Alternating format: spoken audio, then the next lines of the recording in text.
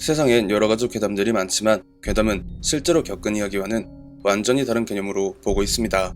곰통 공포라디오, 오늘 들려드릴 이야기는 시청자 꽃선녀님이 보내주신 이야기로, 꽃선녀님 말씀에 따르면 죄질이 가장 안 좋은 한 손님으로 인해 겪은 일이라고 합니다. 꽃선녀님에 대해 잘 모르시는 시청자분들을 위해 간단히 말씀을 드리면, 초창기 제 채널에 자문을 해주신 분이시며 현재도 무속업에 종사하고 계십니다. 과연 이번엔 어떤 흥미진진한 무서운 이야기를 가져오셨을지 지금 바로 알아보겠습니다. 이야기의 주제가 제목만 보면 죄질이 안 좋은 손님이라고 생각할 수 있겠지만 주제는 따로 있습니다. 바로 언뜻 보기에도 생소한 여자 저승사자에 대한 이야기고요. 저도 살면서 많은 저승사자를 봤지만 여자 저승사자는 이때 본 게 처음이자 마지막이었습니다. 왜 여자 저승사자와 얽히게 된 걸까요? 발단은 제가 손님을 받기 전에 을의 예지몽을 꾸면서 시작됩니다. 제가 대략 조선시대의 저작거리 어딘가를 배회하고 있는데, 다들 그때 그 시대의 옷을 입고 있었지만 유독 한 사람만 요즘 시대에 보이는 등산복을 입고 저와 마찬가지로 여기가 어디요 하고 있었죠. 한 60대 초반 정도로 보이는 아주머니였고요. 그분이 막 여기저기를 쏘다니면서 뭔가를 물어보는 듯 보였어요. 물론 말이 통하지 않았는지 답답해하다가 갑자기 저를 보더니 막 뛰어와서 여기가 도대체 어디냐고 물어보네요. 아니, 저도 잘 모르는데 뭘 어떻게 답을 할 만한 게 없어서 그 아주머니랑 같이 이런저런 이야기를 나누면서 걷는데, 한 10걸음 앞에 온통 검은색의 정장을 입은 젊은 여자 한 명이 마치 너네는 못 지나간다 라는 뉘앙스를 가득 풍기면서 서 있길래 거기서 뭔가 낌새를 차렸죠. 이 아줌마가 뭔 죄를 저질러서 저 존재가 불러낸 꿈에 내가 들어왔구나. 저는 그분 앞에 서자마자 가볍게 목례를 드리고 왜 여기에 계신지를 여쭤봤죠. 그런데 그분의 시선은 제가 아니라 제 옆에 있는 그 아주머니를 향해 있었어요. 그러다가 갑자기 저한테 시선을 옮기더니 딱 한마디 하더라고요. 네가 나설 일이 아니다. 딱 이 말만 남기고 연기처럼 사라졌습니다. 그리고 꿈에서 깨어났고요. 꿈에서 깬 저는 뭔가 뒤숭숭해서 바람 좀 쐬려고 신당 밖으로 나갔죠. 그리고 꿈에서 봤던 그 아주머니가 서 계셨습니다. 사무 보는 보살님께 접수를 원래는 해야 원칙상 절차적으로 맞지만 표정이 너무 안 좋으셔서 곧장 신당으로 불렀죠. 저는 정말 거짓 없이 사실만 말씀해 주셔야 한다고 말씀을 드렸고, 그 아주머니 역시 알겠다고 하면서 말을 꺼냈는데요. 18년 전쯤에 딸이 이유 없이 아프기 시작했대요. 병원에 가봐도 정상이라지, 무당을 찾아가도 신병은 아니라고 하지. 당초에 이유를 모르겠으니까 답답해 죽겠는데 민간요법이니 양리학이니 다 써봐도 소용이 없어서 어떻게 시부모님이 아는 무속인에게 갔더니 그냥 앓다가 죽을 수밖에 없는 그런 건데, 이게 땅의 힘으로 간섭할 수 없는 말 그대로 천벌이라 자기도 직접적으로 해결은 해줄 수가 없다고 했대요. 하지만 방법이 하나 있는데, 이걸 해서 당장 딸을 살릴 수는 있지만 다시 한번 하늘에 큰 죄를 짓게 되기 때문에 재수 없으면 가족 중에 누군가가 죽을 수도 있고, 운이 좋으면 몇 대를 거친 뒤에 벌을 받게 된다고 하면서 할 거냐고 물어보길래, 당장 눈앞에서 딸이 죽어가는데 눈이 안 돌아갈 부모가 어디 있겠어요. 그 방법을 알려달라고 하니까 무속인이 꺼낸 말은 도저히 사람으로서 할래야 할 수가 없는 천인공노할 짓거리였다고 해요. 바로 그 천벌을 다른 사람에게, 심지어 가장 가깝게 지내는 친구나 지인의 자녀에게 뒤집어 씌워서 하늘을 속이는 거랍니다.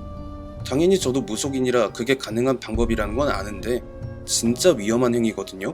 그 손님도 이거는 진짜 못하겠다니까 그 무속인이 그럼 딸 죽게 내버려 두던가, 이 말을 냉정하게 던지더래요. 결국 그 손님이 선택한 결정지가 초등학교 때부터 친하게 지냈던 친구의 딸이 당시에 혈액암, 그러니까 백혈병이죠.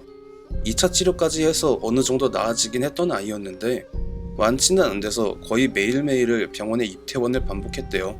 한눈에 봐도 다시 살 가망이 없어 보이는 그런 아이라서 그 아이를 선택을 하고 무속인이 알려준 방법을 따라 21일을 공을 들였고, 그렇게 친구분의 아이가 손님의 딸 대신 천벌을 받아 죽게 되고, 손님의 딸이 기적적으로 살아나서 지금은 결혼도 하고 아이도 낳고 행복하게 잘 살고 있다고 해요. 그렇게 세월이 지나서 이번엔 손님의 따님의 첫째 딸이 그때 무속인이 말한 대를 걸러서 찾아오는 천벌에 그대로 노출이 되어버렸고, 그때 그 무속인을 다시 찾아서 해결 방안을 물어보려 했지만 이미 그분은 이 세상 사람이 아닌 상황이라 여기저기 수소문을 한 끝에 저를 찾아온 거라고 말을 하면서 대성통곡을 하며 제발 우리 손녀딸 좀 살려달라고 매달리시더라고요. 그 손님의 마음을 이해를 못하는 건 아니었어요. 만약 제 자식이 그렇게 되면 정말 하면 안 되는 걸 알고 있지만 고민을 해볼 것 같기도 했고요. 하지만 1차적으로 자신의 아이를 살리기 위해 타인의, 그것도 가장 친한 친구의 딸을 제물로 바쳐버렸다는 게 도저히 용서가 안 되더라고요.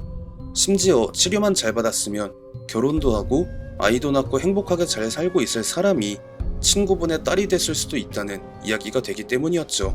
더군다나 꿈에서 본 그 여자 저승사자분이 제게 네가 나설 일이 아니다 했던 게 그제서야 납득이 가면서 저는 손님에게 이야기했죠.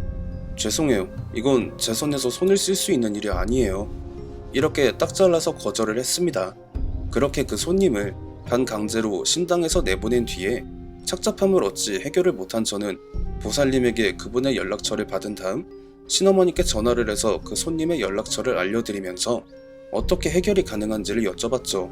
그리고 신어머니의 대답이 그때 그 무속인이 완전히 틀려버린 방법을 알려주는 바람에 그 꼬라지가 난 거라며 그 누구도 다치지 않고 안전하게 해결이 가능한 방법을 찾아볼 테니 그 사람한테 주기적으로 연락을 해서 무슨 일이 나는지 아닌지 파악을 하라는 지시를 내리셨죠. 그렇게 그날 밤 저는 다시 한번 꿈을 꾸게 되는데 여기서 그때 그 여자 저승사자분을 다시 만나게 됩니다. 그때는 온화하진 않아도 무표정까지는 아니었는데요. 완전히 화가 머리 끝까지 나서 얼굴이 일그러진 상태였어요.